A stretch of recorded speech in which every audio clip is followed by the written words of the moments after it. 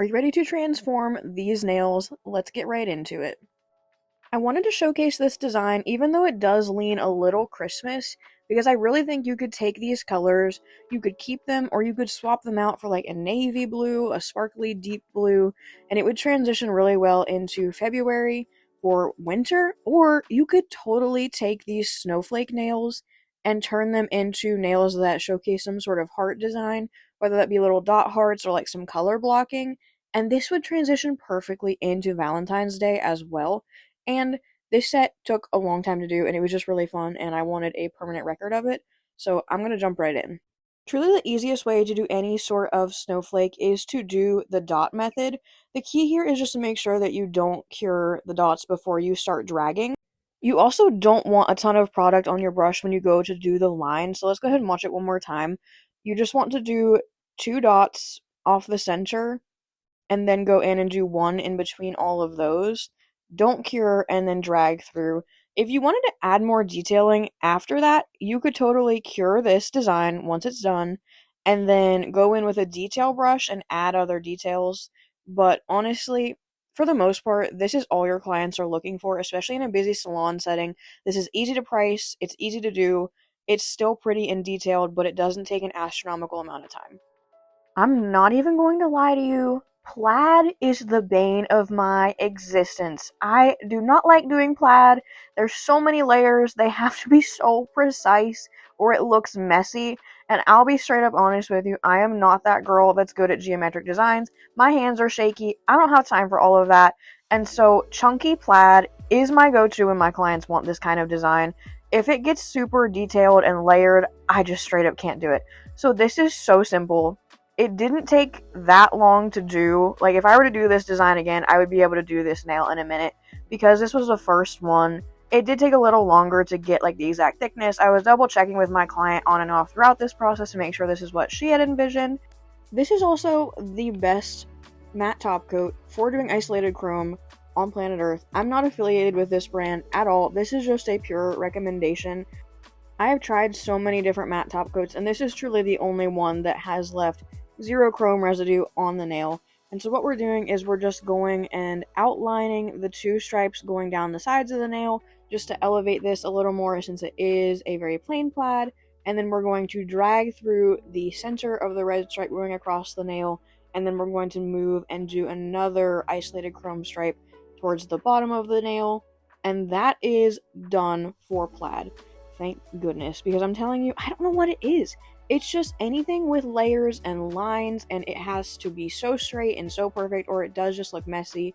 I don't know, I just don't like it. So this was super simple, and it came out really beautiful. Whenever you do isolated chrome, you want to make sure that the brand you purchased your isolated chrome paint for has specified this is for chrome. A lot of brands have done that now that it's become more popular, and it really does make such a difference because it has to be a non-tacky black or a non-tacky clear, but if it's specifically formulated for it, it makes it so much easier. Part of why I wanted this set out in the universe is because it challenged me in so many ways with all of the straight lines, and I will say, I use one brush for all of this. It is linked in my Amazon storefront. There are brushes out there that are specifically designed to be flat, and they are made specifically for stripes. If you find one of those brushes, even if it's a little more expensive, it's probably worth it if this is something your clients ask for a lot. I personally don't have clients ask for these kind of designs hardly ever, and so I do just make do with the brush that I have, but it would be much easier with a flat brush that is designed for lines. Even though all the straight lines were the most difficult thing to do, this did end up being my favorite nail, I think. I absolutely loved this with the isolated chrome bow. I absolutely adore that bows have been so popular the last couple years. I really hope that that doesn't go away, and I really do believe that these can lean very Valentine's Day because of this nail specifically. It's just so cute and fun and dainty and feminine, and it genuinely got so many compliments. Like, this design specifically, you could do a whole set of nails just this for Valentine's Day, and it would be so cute. I think anytime we get into nail art, it's one of those things that when you're in the salon and you're so busy, you look at videos and you're like, how is this attainable for me when I'm only seeing clients for an hour and a half? And to that, I would say, honestly, this is a design that you probably could skip. But if you have the extra time, it's the last client of the day, or someone has booked specifically for a lot of nail art, this is super fun to add on. But also just know you don't have to say yes to every design. Sometimes it is just out of our time frame, and you have to edit and make things more simple based on the time you have and the price you're able to charge. There truly is no magic formula to French tip because every person has a different shaped nail bed, and the way your nail bed is shaped plays a huge role in how French tips look on you as a person. This client is actually my sister, and I tell her all the time, you may not love the way French looks on you just because of the way your nail is, because she has more flat nails. It does just make it more difficult to do, but as her nails have grown out, we've been able to give her a nice natural almond shape, and it really does make her French look so classic and clean. And so we're going in and adding these little swirlies. Oh, and this actually is the one time where I did use a different brush. This, I believe I got from the Nail Mart. You can use my code EHN10 to try anything there too. But if you have any sort of little tiny detail brush like this, you can do swirls really easily. If you have a longer brush, it gets harder to control. So this is actually the one part in the design where I use a different brush than I have before. What we use for her nails to make them grow super long and keep them strong is a structured gel manicure. So essentially, we're taking a multi-flex gel, whether that be Luminary, Nail Thoughts, there's a bunch of them on the market, and we are just creating a nice apex, and this ends up with a nail that looks natural, and in all reality, thick does not equal strong. And so if you're a builder in a bottle or your structured gel manicures are looking bulky, it honestly could be an issue with how you're debulking the product or the way you're applying. I would just always recommend to put less product on the nail and add more versus add too much because it's really hard to take away. But the goal should always be thin application that's still strong, and that way our clients are leaving with an aesthetically pleasing nail that doesn't look too bulky. You can't see it because of the matte top coat, but this red is actually so shimmery. This was such a beautiful color that I used a lot this Christmas season. I'll use a lot this February for Valentine's Day.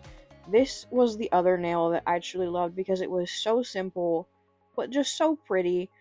I typically always opt for gold chrome on myself. A lot of my clients choose gold as well. You could totally do this in silver. I do really think that red and gold is such a classic combination though. I would typically always tend to choose a gold chrome, but I'm a spring. If you've ever done color analysis, you know that that means I look best in like bright warm colors, and I don't know, a lot of my clients, like we all have very different color analysis, but I think just the energy you put out there often gets reflected in your clients, and my clients love gold and they love color, and it's just so fun to create stuff based around that. After looking at this nail, we decided it was too plain with just the snowflake, so we're going to go add more isolated chrome detailing with just simple dots to kind of honor the dot snowflake that we had. I've had these same dotting tools literally since I started doing nails. They're also linked on my Amazon storefront, but if you're trying to get really tiny dots, sometimes the best thing to do is to use the tip of an orangewood stick, because that's often smaller than a lot of the dotting tools out there, and that way you're not trying to manipulate the size of a dot with a dotting tool that's just too big. If you've noticed us flip-flopping between nails, that's because we actually only did 5 designs total, but we just switched where they started so that way the whole hand felt unique on both sides. So we weren't doing 10 designs, we did 5 designs, but just started them on different fingers. And so we started with the dot snowflake on her pinky on one hand, and then went through our list, and then we started on her thumb and went backwards for the other hand just to give it a little bit more uniqueness without having literally 10 designs. This is also just where I would love to highlight the power of top coat. I see so many photos on the internet of people that do fantastic nail art, and then I look at the top coat and it just doesn't reflect the work that went into the nail art because it's bumpy, it's uneven, it just makes it look unfinished. And so if you are looking to level up your nail art with a single step, I'm telling you, it's how you apply your top coat. And I do believe that top coat is also one of the most difficult products to find because it's either too thin and it runs too fast and you can't effortlessly float over the product, or it's too thick and it adds too much bulkiness and it just doesn't move well. That is why my absolute all-time favorite top coat is the Ultra Gloss from Cocoist. It's non-wipe. I use this to buff chrome into the nail too. Like, this is what I use for almost everything. The only one that I've found that even comes close to this is the Max Shine with Kinetics. You can use my code EHN10 on Erica's ATI website to save on your Cocoist top coat, and then you can use my code EHN10 on the Kinetics website or the Nail Mart to save when you purchase the Max Shine. Just know when I make a recommendation, it's because it's something that I reach for daily. I am so selective with the brands that I work with because I could sit here and recommend so many products to you and get the affiliate link, and honestly, I'm just not interested in that.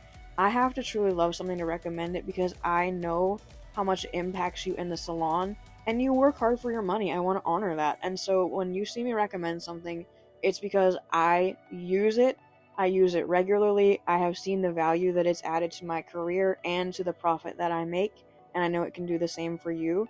And if you're looking to level up your nail art prices, get a top coat that makes it look even better. I think that's one of those things that, like, I tell every single one of my clients to look at their nails before top coat versus after, because I want them to see the difference and I want them to know that I'd go those little extra steps to make it look truly magical. Your clients will pick up on that, especially if you're able to then point out the difference, and they just become more sure that the price that they're paying for your nails are worth it every time you do something like that. And so, you're probably wondering, what did I charge for these nails? And I have to tell you, like I said, this is my sister, and she does all my graphic design, so when she comes in, she doesn't pay for her nails. If you want more videos on nail art and how I would price them, just let me know in the comments. But yeah, this is the final design. Let me know if you recreate it, tag me on Instagram, subscribe, like, and I'll see you in the next one.